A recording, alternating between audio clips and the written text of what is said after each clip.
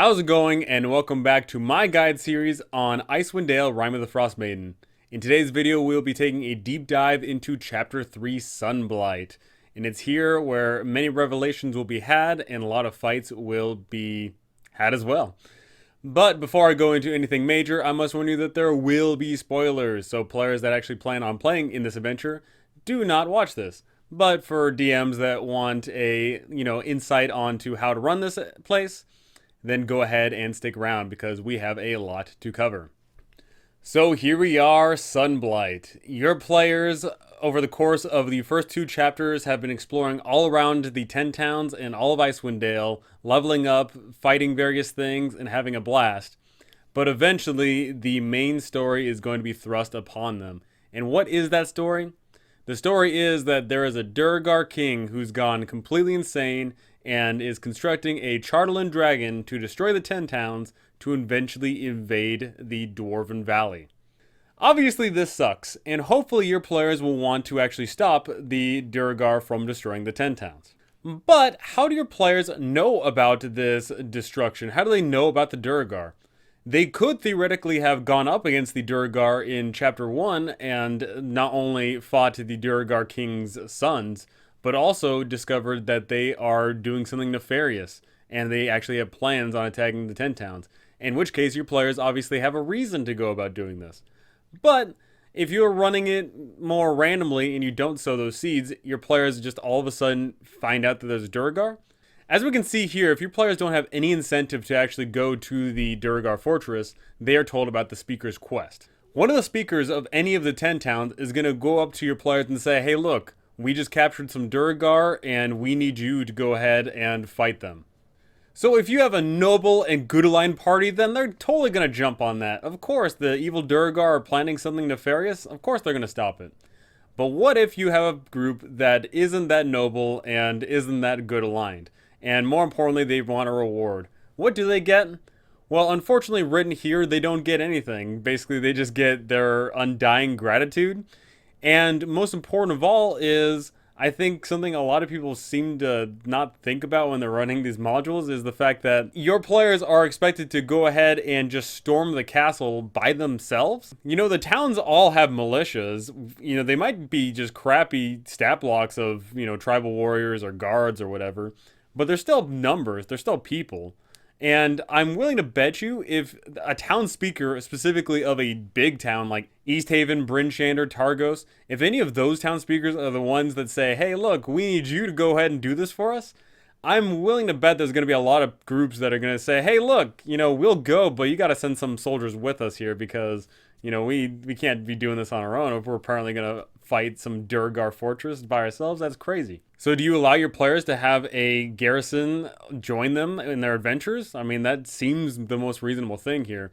But if you're running this as more of a pulpy, high-action style adventure where the group does everything by themselves, then you don't need to worry about that. More often than not, you're probably going to have to worry about a reward because players are scumbags and always want some loot. So if you have one of those groups, you're going to have to sit down and think, okay, what can the towns actually reasonably give the players? Is it just going to be flat gold? Are they going to have to cough up some type of magical item? Who knows? Tailor this to your group and hopefully you can give your players enough incentive to actually show up to Sunblight.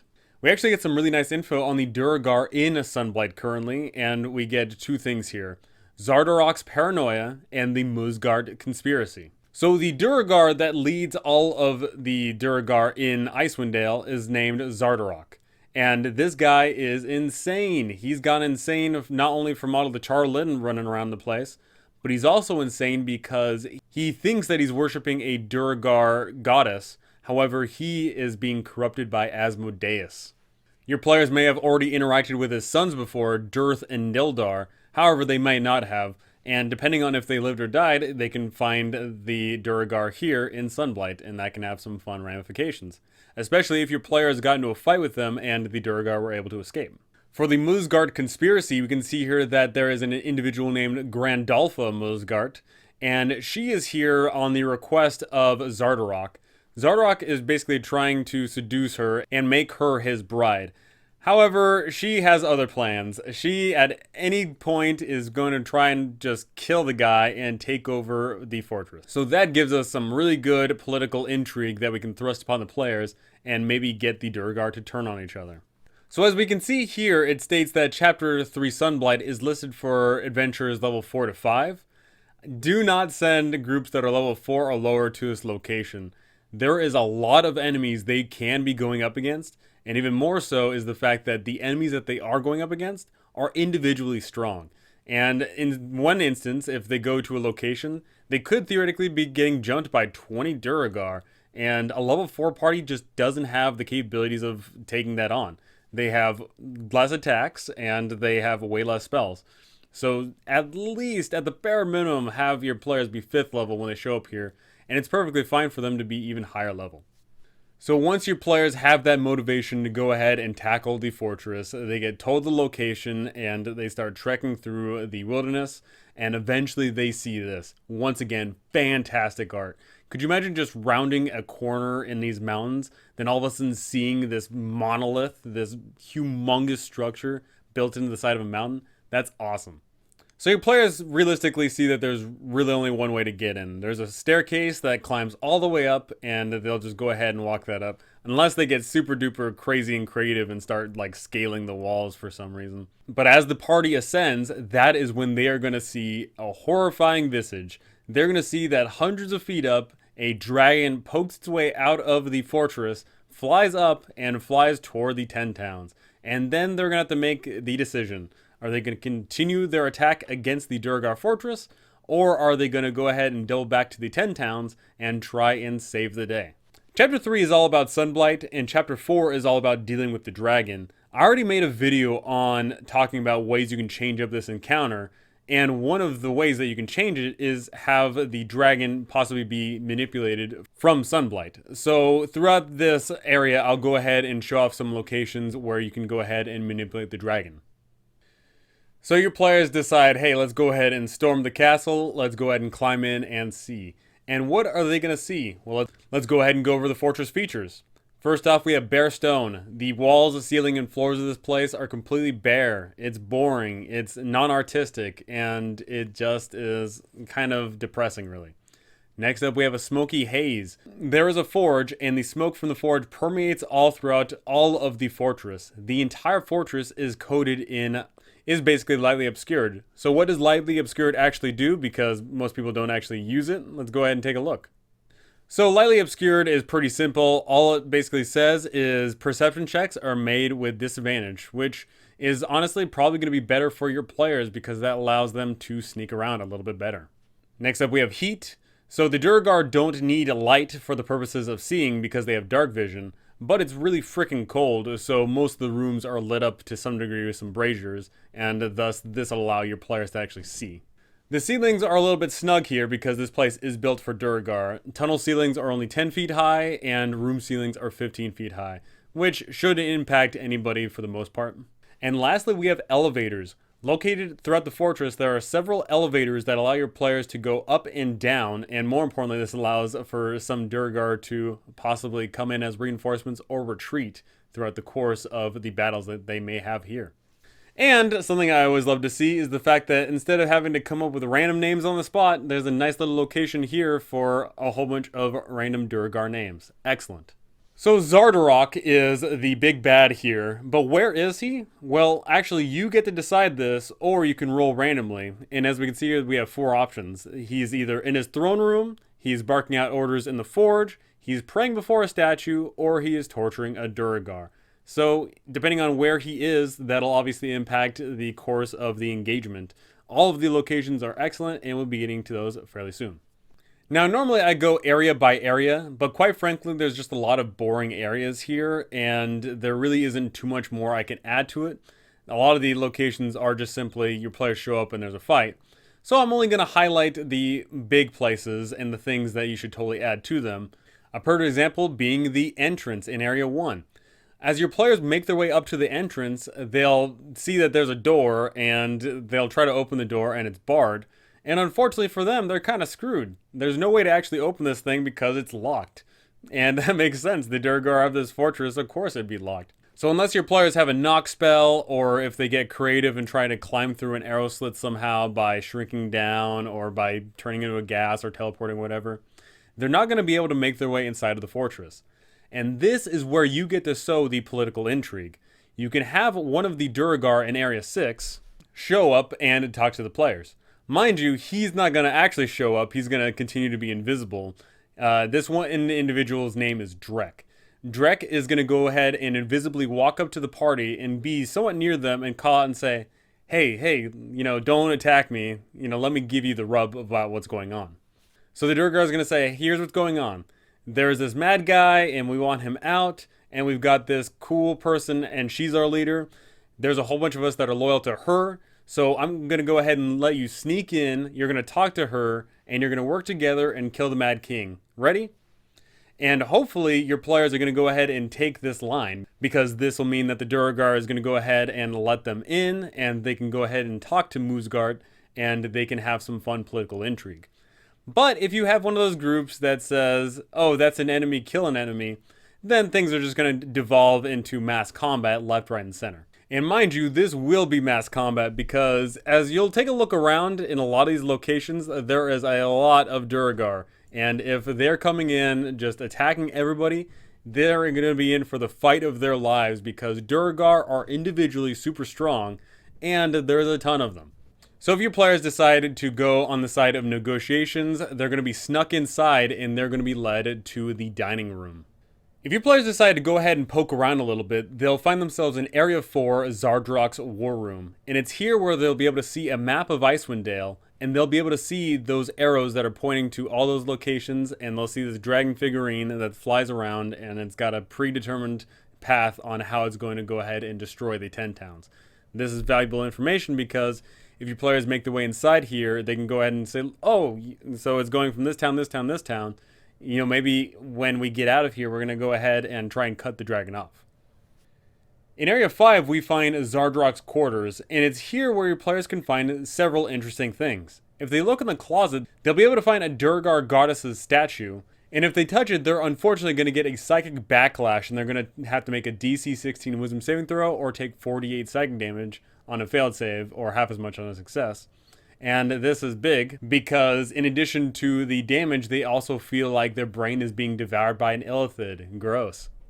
Inside, they'll also be able to find an iron trunk, and if they're able to pick this lock, or if they, find a key somehow and open it, they are able to find a bevy of treasure. There is a ton of gold here, a ton of gold worth of items, but that's not the big thing here. The big thing is they'll be able to find a whole bunch of combos. They'll be able to find a scroll containing a whole bunch of combinations, and these will be important for the vault later on. The thing about this chest, though, is it might seem perfectly harmless once they open it.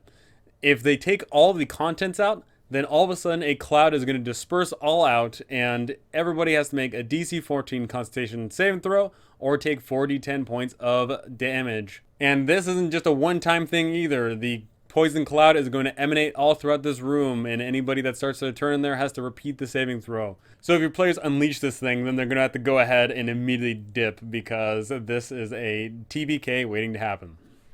If your players are cordially invited in and going ahead and trying to do the espionage route, then they'll be led to Area 8, the private dining hall, where they'll have a private audience with the hostess herself, Grandalfa Moosgard.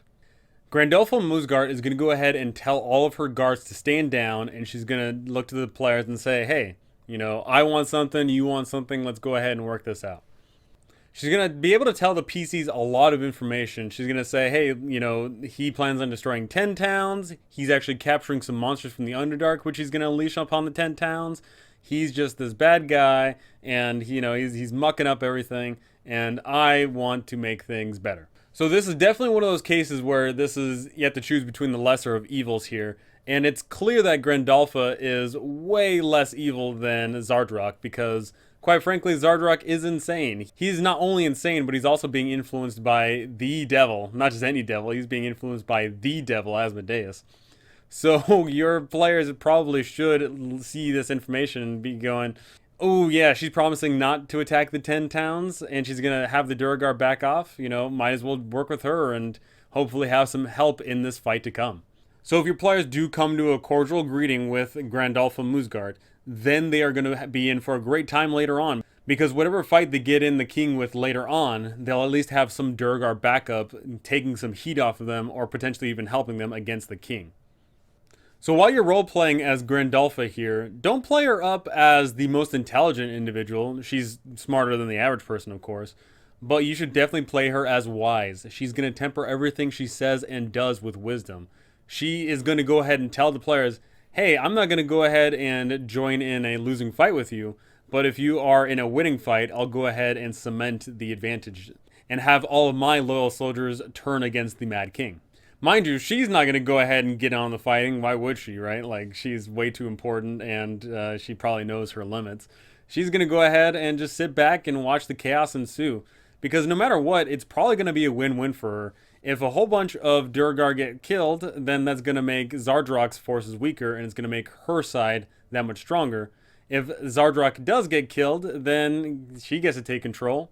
And if the players get killed, she can try and turn that to her advantage as well. She could go ahead and say, oh yeah, one of your subordinates was the one that let them in. And once again, driving that wedge between her and all the other loyal subjects to Zardrok. So have some fun with this role play. Definitely play her up as she should. And hopefully your players are going to recognize that, hey, you know, we should totally be working together on this. Otherwise, you're going to be in for a terrible fight. Of course, if your players do go down the murder hobo route, then they're just going to get into more and more fights where they're going to be in for the fight of their lives, because instead of going up against depleted forces, they're going to be going up against full forces, all dedicated toward them. In areas 10 and 11, we have Dirth's and Nildar's quarters. So if your players have already interacted with these guys and killed them, then these rooms are just going to be empty and boring. But if your players have not killed them, then they will be here. If your players have interacted with these individuals and they got away, then lo and behold, there'll be some fun tension in there. It's like, oh, hey, I remember you, and then they're going to go ahead and scuffle. But, of course, if you don't have that tension already, then they're just going to be some random schmucks. And I find that honestly boring. I would go ahead and move the two sons down to the forge below, and maybe not have them interacting with the king, mind you, but just have them downstairs along with other people, because, you know, these brothers, they might as well be teaming up together. They know all the political chaos that's ensuing all around them, so they might as well be sticking together through thick and thin. In Area 12, we have the training room, and it's here where your players will be able to find some dummies that they can go ahead and fight if they really want to. But more importantly, they'll be able to find an elevator which can take them up and down all around Sunblight. In areas 13, 14, and 15, all we really find here is the fact that there is a large open gate which can be opened in here, and there's tower slits that can be presumably shooting from down below, but you know, that really isn't going to happen unless you stage a massive assault on this fortress, really. And what's also sad is if your players go ahead and explore this area, they're not going to be rewarded with any treasure. The only thing they can really find here is 2 sets of smith's tools and tinker's tools, which, you know, whatever. Of course, the only thing really interesting here is in Area 13, we have this elevator, which can take us all the way down to Area 22, and that puts us right behind the King's throne room. And it's there where your players are able to possibly ambush the king. After listening to Musgart's advice and heading down the forge, or just, you know, stumbling across this place, they're going to be able to find this massive location. And my oh my, is there some interesting stuff to find here. Mind you, of course, that the locations aren't in any specific order other than it's sort of left to rightish. Your players, once they descend from Area 12, will make their way all the way down to Area 30. In Areas 16 and 17, we find the caverns and mines that are located next to the Underdark. And it's here where your players can actually interact with some of the Underdark creatures. One of which being rust monsters, and the other being an Umbra Hulk. The rust monsters are just no fun allowed creatures because they destroy weapons and armor and make players cry, especially if you damage their sweet, sweet armor and that fighter is all of a sudden has no AC and is miserable. The big creature here is the Umbra Hulk. And Umbra Hulks are incredibly scary creatures. It states here that 4 Durgar recently captured this Umbra Hulk and are dragging it along. And if your players go ahead and go to this location, then the Durgar are going to make themselves invisible, rip off a mask that is covering the Umbra Hulk, and the Umbra Hulk's just going to be so pissed off it's going to attack anybody that it can see, which is presumably only the players. And Umbra Hulks are devastating.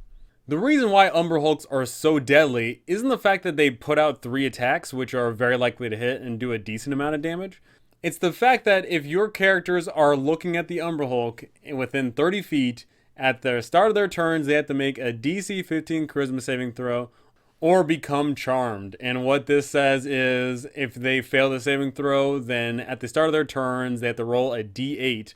And on a 1 through 4, nothing happens at all. On a 5 or 6, it just moves in any random location. And on a 7 and 8, the creature makes 1 melee attack against a random creature, or it does nothing if no creature is within reach. A creature can try and avert their gaze, but the problem is 1, they're probably not going to know this, and 2, charisma saving throws are really freaking tough. A lot of people can't handle them, and presumably a lot of people are going to fail this, and that's going to be devastating. In Area 19, we have the Charlatan Throne, and this is the first of the locations here where your players can actually interact with Zardrock. And this is a really cool area because, 1, we get some really awesome art. Look at that, a Quaggoth ripping an arm off of a creature. That's terrifying stuff. And once again, this really portrays how dark and gloomy this area would be. There's a whole bunch of just, mist floating around. But what's also terrifying about this area is the fact that there's all these Quaggoths here, and these Quaggoths are, for the most part, dead. There's one Quaggoth here that's alive, named Thronot Krob, and he's basically the leader of these little Quaggoths, of course under the rule of all the Durgar. And he's going to go ahead and join in on any fight that occurs. And if he dies, what's really cool is one of the Spore Servants is going to go ahead and lay some fungal juice on him. And he's going to rise back again, but this time as a Spore Servant. Awesome stuff. If your players made their way to here and they find Zardrock in here and challenge him, they're going to be in for an awesome fight because it's going to be him rising up and dealing whatever blows he does, all the Spore Servants to the side. But what's also really cool is the fact that located in the corner here, we have 2 Duragar in Area 21, and these ones are actually loyal to Musgard. So what's going to happen is there's going to be a fight ensues, a whole bunch of Quaggoths joining in on the fray, Zardrock fighting off all on his own, then all of a sudden some Duragar are going to poke their heads out, and then they're going to look at the battle, and if it looks like the players are doing pretty freaking good, then the Duragar are going to go ahead and join in and help out the players, and that'll be great. But if your players are not doing so hot, then they're either 1, going to not intervene, or 2, they're going to go ahead and join against the players. Once again, this is why I recommend that your players be at least 5th level so that they can deal with, mass peoples. The Myconid Spore Servant that's in here is sadly a little weak. They are probably not going to be able to do too much in regards of damage, but if the players are coming to save the day, then maybe the Myconid goes ahead and tries using some spores on some of the nearby creatures to try and nullify them. So this could be an epic encounter. Your players storm through here, they go up against a whole bunch of Quaggoths on one side, and then the Spore Servant activates and tries holding them all off. Then some Duragar come from another location and join in on the fight. Your players are battling left, right, and center. It could be a fantastic set piece. What's also very important to remember is the fact that if your players are coming here with the purpose of trying to delay the dragon, then one of the locations for one of those big red buttons could be located right next to the throne. There could be some panel or some device that damages the dragon to some degree. Maybe it slows it down. Maybe it even tells the dragon to return. If your players are feeling relatively sneaky, they can go ahead and all the way up in Area 13 on the top floor, they can go ahead and sneak in the back here and go down to Area 22, in which case they can go ahead and meet up with these 2 Duragar, and the Duragar will be saying, oh hey, the king's right next door, let's go ahead and jump him. Or if the king's not there, then they can go ahead and tell them where the king is because they're down here and they would probably know. Also important to note is if Zardrock is taking too much damage, he might go ahead and try to use this elevator himself. He might go ahead and fight his way in here and go ahead and rise up to the very top. In areas 24 through 26, we have the Forge, and this is more than likely what your players are going to be running into, and they'll be able to see all around. They'll be able to see that there's watchtowers all around, that there's an awesome forge here with a still beating heart of a red dragon, and of course this is one of the locations where they can encounter Zardrock Sunblight as he's barking out orders to all of his subordinates. This is another location, of course, where your players could, in fact, interact with the dragon. There could be a control panel located around here where the dragon was forged, maybe at the forge itself, or where Zardrock's little token is standing right there. your players could find some device that allows them to interact with it. Or if you're running it as the dragon didn't even leave, then the dragon would go ahead and be parked in here. And maybe it's currently not active, and maybe during the fight it does get activated. If you want to have that encounter, that could be totally awesome. What's important to remember about this location is if a fight ensues down here, your players are going up against Zardrock, we can see here that there's 3 Duergar in each of these towers. 1 Duergar in each of the towers is loyal to Moosgard. So if your players are fighting Zardrock, then the Duergar are going to go ahead and start doing what they're doing, except 1 Duergar in each of the towers is going to turn on the other ones. And what I would go ahead and say that just immediately 1 Duergar gets stabbed in the back, each location, 1 dead, and then the others just go ahead and have even fights. And that is going to allow your players a fighting chance, because instead of having 3 Duergar in each location, beating them up, they're instead having to deal with their internal strife. In Area 28, we have the dungeon, and it's here where we're introduced to 2 characters that your players can interact with. The first character being a one Pico Quint, a doppelganger who is assuming the form of someone from Dugan's Hole. And they were captured, and they say, hey, I was captured, go ahead and release me, please. At which point, your players may release them, and then the doppelganger is just going to go on their merry way. The other character they can interact with is someone they may have been told about before, Kapanuk Taltree Thun Laka Laga. This Goliath was captured a while back, and is currently being held here, of course, and will go ahead and join the party if they are freed, which is a really good ally to have. Having a Goliath warrior on your side is pretty dope. If released, Kapanuk is going to go ahead and invite the players back to the Wormdoom Crag, where they will have a feast ready for them, and that'll be totally awesome. If your players have already been told about Kapanuk, then this will be great incentive. If your players have not been introduced to the Goliaths, then this is a great incentive to get your players to meet with the Goliaths. So good stuff all around. And something it mentions here is you can add additional prisoners to these cell blocks. And I totally encourage that. If you have some NPC that went missing a while back, maybe they go ahead and arrive here. If you have a PC that got lost and is no longer in the party for some reason, they can be found here. The skies are the limit. And you can definitely have a lot of fun, awesome NPCs thrown into these cells. In Area 29, we have Deep Dura's Temple. And if your players find Zardrock in here, he's going to be kneeling in front of the statue and is going to go ahead and just be praying. What's really interesting about this statue is tied to the statue is a mind flayer. But the thing about this mind flayer is that its face tentacles have been cut off, and it's had basically a lobotomy. It removed the psychic abilities of the mind flayer. So there's just the sad, pathetic mind flayer that's been tied to this Deep Dura statue. A really cool mechanic here is if your players fight Zardrock in here, then they're going to be on a terrible footing, because every time Zardrock deals a damage, he deals an additional 1d10 psychic damage, and he heals for however much damage he dealt. So that's a really, really powerful effect. He's dealing a lot more damage, and he's healing all the time. That's pretty insane. Your players can stop this ability from proccing if they extinguish the flames that are located on the statue. And if you want to go ahead and, once again, show that off, if your players are fighting in this location, you can definitely show that off by saying every time that psychic damage is dealt, the flames all of a sudden rise up and maybe emit a different color, and you specifically tie that to whenever the damage is dealt. And hopefully your players can catch on to that bit of information. The Mind Flayer tied to the statue is named Fioral, but sadly, Fioral doesn't really have anything really worthwhile saying. Basically, Fioral is just going to say he was captured, and there is this room dedicated to Deep Dura, and, there's a person right next door. Really nothing too fancy. If your players arrive here, and of course Zardrock's not here, they can actually have a fun conversation with this Mind Flayer, which I find in most games you probably wouldn't be able to do, but in this case it makes sense. Area 30 is the location where your players will arrive in if they went down the elevator in Area 6.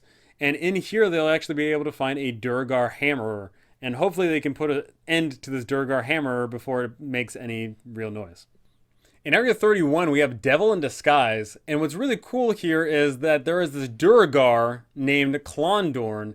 And Klondorn basically is this priest, and he's the one whispering in Zardrock's ear, "Oh yeah, you should do what I tell you to do. Yeah. Oh yeah, Deep Dura, yeah." But the whole thing is that this person is not who they appear to be. They are in fact a barbed devil. This barbed devil is wearing a hat of disguise and is the one whispering poison into the king's mind and is guiding him along the right track to sow chaos and destruction. If your players engage in combat here, then Kalendron is just going to go ahead and remove the hat and fight them, and that's going to be terrifying. Your players going up against a barbed devil, and especially if they are already taking a decent amount of damage, or, if they're lower levels, then going up against a barbed devil would be pretty terrifying. What's really cool to find here is not only the hat of disguise, but also the fact that the barbed devil is chiseling into granite tablets that are inscribed in infernal runes. And if anybody is able to read this, then they can see what is going on here. That the barbed devil is working for Asmodeus, and of course Zardruk is worshipping Asmodeus, but he doesn't even know it. In Area 34 we have the torture chamber. And recently, because the Duergar king is mad, a lot of people are using that to their advantage and pointing fingers and saying, hey, they try to lead a coup, and a whole bunch of Duergar are turning on each other. And this is where they get tortured. This is, of course, a location where Zardruk can be found, in which case, if that is going on, they'll be able to find an individual who's getting tortured in here. Her name is Nefrune, and what's interesting is she is extremely loyal to Zardruk. And if she is released and has the capabilities, she's going to do everything in her power to try and, show her loyalty to the king. And if your players go ahead and try and release her, she's going to go ahead and backstab the party. Once again, this could be another iconic location for a fight, because if your players encounter Zardruk in here, then he can go ahead and fight for a little bit. And if things aren't going his way, he can go ahead and slip in through that secret door that leads to Deep Dura's statue. What's also really cool is the fact that there's an iron sarcophagi in here, and there's actually a mechanic on if something is shackled in here, then they take 2d10 piercing damage at the start of every single one of their turns. Which makes me think that at some point they thought that you'd be able to push someone in here and do this. But from reading it, it sounds like you wouldn't be able to do it mid-combat. I would totally allow for something to happen mid-combat where one of the Duergar opens up the sarcophagus, another Duergar pushes a player in and then closes it. I think that'd be awesome. What's also really funny to note here is that the guest chambers of Area 35 are located right next to the torture chambers. Imagine you get invited to a magnificent location, this huge fortress, and you get shown to your quarters, and then right next door to your quarters, people are getting tortured. I mean, I guess Duergar. In Area 33, we have the lower barracks here, and it's here where your players can find 15 Duergar, and if they were to go up against 15 Duergar at a time, that would be a disaster. But the very fortunate thing is 10 of these 15 Duergar are actually loyal to Musgard. If your players do absolutely nothing, it just states here that after all the fighting's done, then 5 Duergar are left standing, and they are loyal to Musgard. But if your players get involved, I'm willing to bet that the number of loyal Duergar is going to be significantly higher. In which case, if they come here, get a whole bunch of loyal Duergar, and then start storming the place, they'll have an army at their back, which is extremely powerful. Areas 32 and 36 are sort of intertwined here. If your players are making their way through this location, then the Duergar Hammerers are going to go ahead and just activate the trap in Area 32, and what's going to happen there is your players have to make dexterity saving throws or be electrocuted. In Area 36 really isn't anything too important here, just the fact that there's the stone lever, which if they release, then the trap doesn't activate anymore. But, of course, the 2 Duergar Hammers are going to go ahead and fight and protect the vault. This vault is protected by a portcullis, and with a DC 25 athletic check, they are able to lift it up. But other than a knock spell, the only way you can open up this location is to use the Duergar King's Gauntlet and place it into a pedestal by the side, and that'll allow access into the vault. Once inside the vault, there will be 8 chests that your players can go ahead and interact with, some of which are filled with a whole bunch of gold, some of which are filled with some nice little items such as a wand of web or a Piwafi, which is essentially a cloak of protection, but it runs out if you are in direct sunlight, which you don't have to worry about in this campaign, of course. And actually, some of them are not great. One of them has yellow mold in it, and one of them makes you go insane. Awesome stuff. So this is a dungeon right here. This is a hardcore potential hack and slash dungeon, but as very well could be a political intrigue, one battle decides it all dungeon. The fact that there's 2 elevators to this area allows for very intriguing things. Do they go in through Area 21 back there and try and get the sneak on the king from the back? Do they go to Area 30 and start exploring the place around? Who knows? Depending on where you place the king will have a significant impact on how all of the combats take place. If the king is located in the throne room, for example, and your players sneak in through Area 21, then they won't have to deal with all the Durgar located everywhere. They'll be able to go ahead and try and put a stop to them quickly. But if you have Zardrock in the middle of the forge, then unfortunately it's going to devolve into a clown fiesta. There's going to be a lot of people going and fighting all around this location. You need to keep into consideration the fact that some of the Durgar are going to turn on each other, and they'll really help your players because, like I said, a level 5 party going through all this, going up against all these Durgar and going up against all the Quaggoths, that's going to be a tremendous amount of hate coming against the players, so they need every advantage they can get. And even more so, it's not just the fact that they have to go up against all these Durgar and all the Quaggoths potentially. It's the fact that Zardrock himself is incredibly powerful. Let's look at the stat block. He enlarges himself for a whole minute, of course, like all Durgar do. But he is putting out a lot of damage. He gets to attack twice with 2d4 plus 3. That's not that big of a deal. He can potentially go ahead and Eldritch Blast people that are further away if your players are more of a ranged group. He can go invisible half the time. And going invisible is a big deal because if he goes invisible, then everyone has disadvantage on attacks against him. And then he can just go ahead and decide to take an advantage attack against anybody in the party. That's huge. And when the players do get a good hit on him, lo and behold, he can Hellish Rebuke twice. And that Hellish Rebuke's kind of a big deal. That's a DC 15 Dexterity saving throw, or they take 3d10 fire damage. That's a lot of damage in one go there. And of course, if they're fighting in Deep Dura's temple, he's adding an additional d10 of damage to all of his attacks and healing throughout that whole time. So even by himself, he's already pretty powerful, but it's more so the fact that he's got a lot of allies that are helping him in these fights. And this guy, accompanied by any number of Durgar or Quaggoths, is going to be a pretty deadly fight. This guy, while he may be insane, does have a sense of self-preservation and is going to try and survive. He will go ahead and try and run away, which he very easily can because he can go invisible. He'll go ahead and try and retreat up the forge and go to Moosgard and say, hey, can you help me out here? And if your players pursue him, or if the king is incredibly weak, Moosgard can go ahead and help out the party and have her guards and herself join in on the fray and deal with him. Depending on how you present this chapter and depending on how your players react to dungeon delving, will have very significant changes. Is this going to be a pure hack and slash dungeon where your players go room to room fighting X number of Durgar and whatever other enemies? Are your players going to go into just one combat and deal with the king? Are your players going to have to deal with the political intrigue in more of a roleplay sense? Are your players going to be sneaking around to this fortress as quietly as possible, waiting for that perfect opportunity to strike? There's a lot of ways this chapter can be handled, but I'm willing to bet it's probably going to be a combination of the major hack and slash and, the political intrigue combined into one. So what is the end result of this quest? If your players kill Zardrock and his two sons, then there is not going to be effective leadership and the Durgar are going to be leaderless. If Moosgard is alive in this case, she's going to go ahead and take over the clan and she's going to go ahead and do business as normal and not deal with the 10-towners because that's a waste of resources and a waste of time. If your players dealt with Zardrock but one or two of the sons survived, then maybe there's some reprisal. One of the sons takes over and all of a sudden they have a new plan in store, and not just for the 10 towns, but also specifically for the party. If Zardrock, his two sons, and the Moosgards are dead, then there's going to be a whole bunch of Durgar that are leaderless, and it's going to be a nightmare for these Durgar. They're just going to go ahead and not have any grand plans and no effective ways to enable it. If your players fight through here and then get their tails kicked and sent packing, then it's once again going to be business as usual. Zardrock's going to go ahead and destroy the 10 towns and eventually destroy the Dwarven Valley.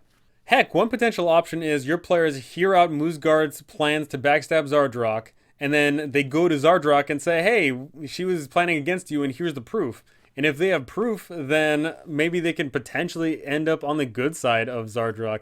Anything's possible, really.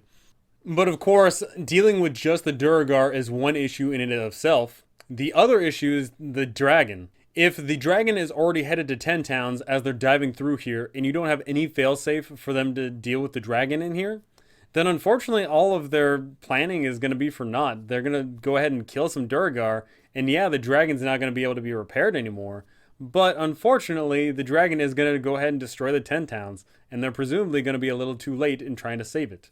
I talked about this in my other video, of course, but there can be a number of ways which you can stop the dragon in here, whether it be a remote, device that calls the dragon back, slows the dragon down, weakens it, or maybe there is a way for your players to get to the 10 towns quicker in here, whether it be underground tunnels, whether it be some type of helicopter or like fake dragon or something, which allows your players to go ahead and catch up with the dragon and deal with it in Chapter 4.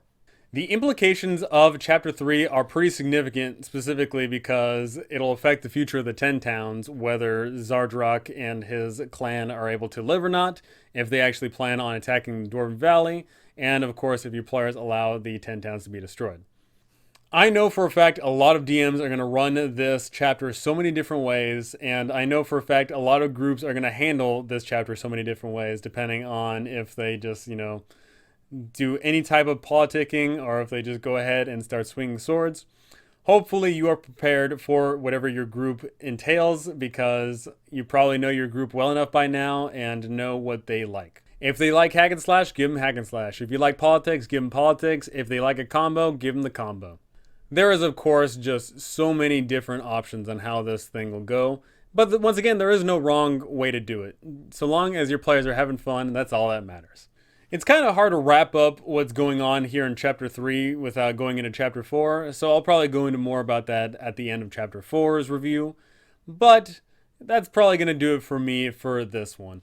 There is a lot of info dump you can go ahead and give your players in Chapter 3. They can learn about Durgar politics, they can learn about Deep Dura, they can potentially learn about Asmodeus, they learn about Quaggoths and Spore Servants, they learn about Underdark creatures. There's a lot they can potentially learn here, and that's awesome. There's a lot of text blurbs about all these locations you can read out to your players and really immerse them in the location that they're in. And of course, there's just a lot of cool fights that could potentially happen here. So look forward for my Chapter 4 review where I go into handling the dragon, and also look forward to my villains voiced on a Zardrak Sunblight, because that guy has a lot of fun potential because the dude's insane. But that is going to do it for me for Chapter 3. So go ahead and tell me, how are you implementing Chapter 3? Are they going to go ahead and storm the castle? Is there going to be a ginormous battle that occurs? Are your players sneaking in? Are you going to have the dragon located here, or it's going to be floating around somewhere? Are your players going to be able to stop the dragon from this location? I want to know these things because I love hearing all these different approaches on how you can handle this encounter. That is going to do it for me though. Thank you all for watching, and I cannot wait to see you in the next one.